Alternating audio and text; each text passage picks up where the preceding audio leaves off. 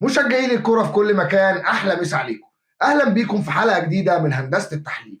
والنهارده ميعادنا مع توقعات دور ال 16 لبطولة كأس الأمم الأفريقية عشان نحقق النبوءة اللي قلناها في أول حلقة من حلقات جوهر يصاحي ومنتخبنا في أفريقيا لما توقعنا المربع الذهبي. فاتأكد إنك عامل لايك وكومنت وشير واشتراك في القناة، وكفاية رغي لحد كده ويلا بينا نخش في المعمعة.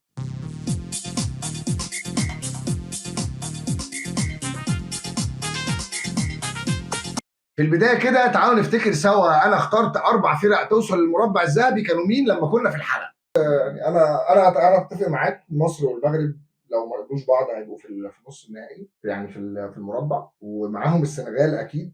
اعتقد نيجيريا فاكر صحيح. وزي ما شفنا انا توقعت مصر، المغرب، السنغال، نيجيريا.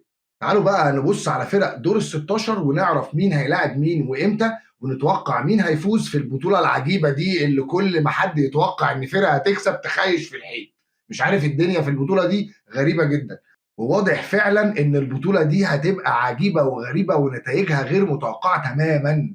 وهيبدا دور ال 16 بكره السبت باذن الله الساعه 7 بمباراه انجولا وناميبيا.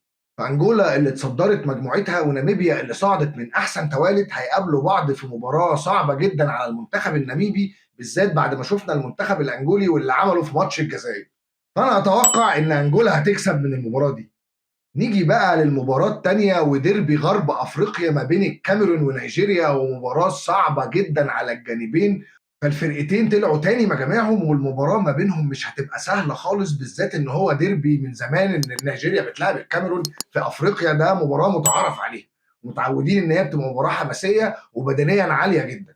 بس أنا أتوقع إن نيجيريا هتفوز. نخش بقى على مباريات يوم الأحد ومباراة غينيا الاستوائية مع غينيا، والماتش هيبقى صعب جدا بالذات على غينيا بعد ما غينيا الاستوائيه تصدرت مجموعتها وغينيا صعدت احسن توالت، وغينيا الاستوائيه عامله اداء رائع البطوله دي، واتوقع ان هي هتكسب الماتش. والساعه 10 ميعادنا مع مباراه منتخبنا الوطني مع الكونغو الديمقراطيه اللي فرقه صعبه جدا وطلعت تاني المجموعه بتاعت المغرب، واحنا طبعا طلعنا تاني مجموعتنا بالحظ زي ما قلنا كده، مشيت معانا وموزمبيق، انا احب كل المزمبقين.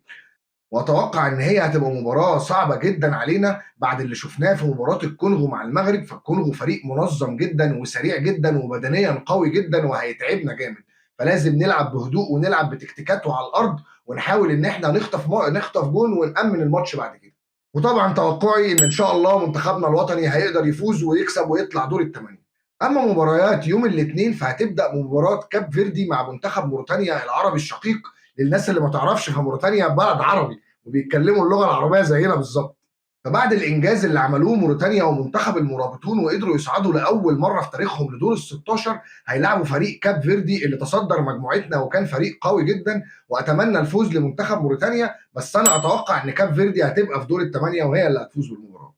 اما المباراه الثانيه يوم الاثنين فهتبقى برضه ديربي افريقي شهير جدا، ومباراه السنغال مع كوت ديفوار. فالسنغال بعد ما تصدرت مجموعتها بالعلامه الكامله، وكوت ديفوار صعدت احسن توالد بعد هديه المغرب، فالماتش هيبقى صعب جدا على اصحاب الارض.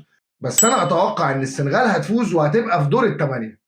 اما يوم الثلاث وختام مباريات دور ال 16 فميعادنا مع مباراه مالي وبوركينا فاسو. فمالي بعد ما قدرت تتصدر مجموعتها، وبوركينا فاسو اللي صعدت تاني مجموعه، ومباراه هتبقى صعبه على الجانبين، بس انا اتوقع ان مالي هتكسب الماتش بسهوله وهتقدر توصل لدور الثمانيه.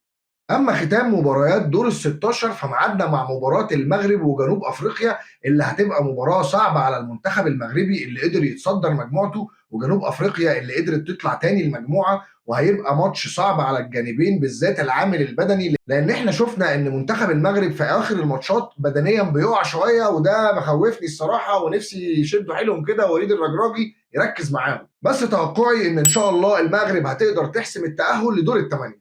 ودي كده توقعاتي لدور الثمانية اللي هيبقى مكون من أنجولا، نيجيريا، غينيا الاستوائية، مصر، كاب فيردي، السنغال، مالي، المغرب. ودي كانت توقعاتي لدور ال 16. ما تنسوش تسيبوا لي توقعاتكم في الكومنتات، ولايك وكومنت وشير للحلقة، واشتركوا في القناة وفعلوا جرس التنبيهات، واشوفكم الحلقة الجاية. سلام.